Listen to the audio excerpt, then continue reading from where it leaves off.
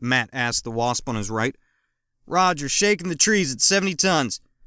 Matt scanned the war book in front of him, its sliding images faster than the human eye could logically process the data, but Matt had an edge. Okay. Got it. Archer! 4! Break right!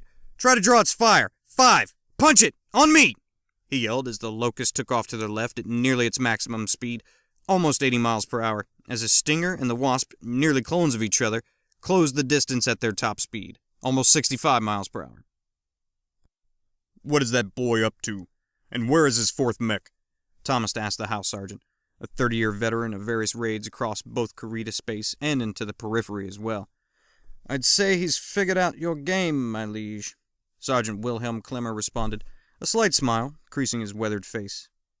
Bah! The only game he knows are the ones found in the Kama Sutra. Thomas spat, considering what was on the line.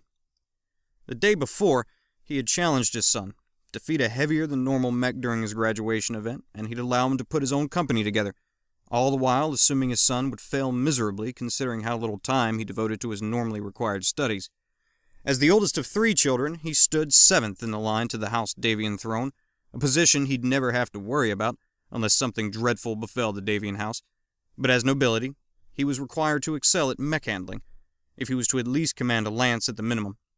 His father, assuming he would never command a broom, let alone a lance, or better, wagered heavily that not only would Matt lose this challenge, but that he might not survive it either, since graduation exercises were conducted with live ammo.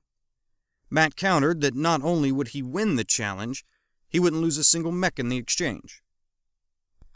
Calling his son's bluff, his father put a little more than he should have into the pot, offering not only his choice of house mechs, but his choice of crew to man them, as well as techs to service them.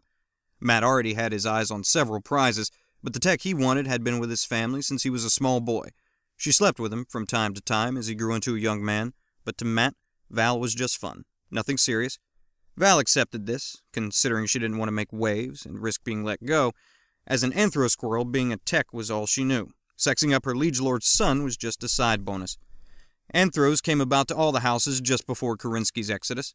Several animal breeds had been uplifted, as it were, given human equivalent intelligence as well as a bipedal stance. Most died by their 25th year, though certain races proved to be more long-lived. Squirrels and most of the cat breeds typically lived to almost into their 50s before their health failed them. Kerensky was rumored to have taken nearly 1,000 of the various breeds with him during Exodus, but since records from that time are rare, exact numbers were unknown. Only Comstar knew for sure, and they weren't talking.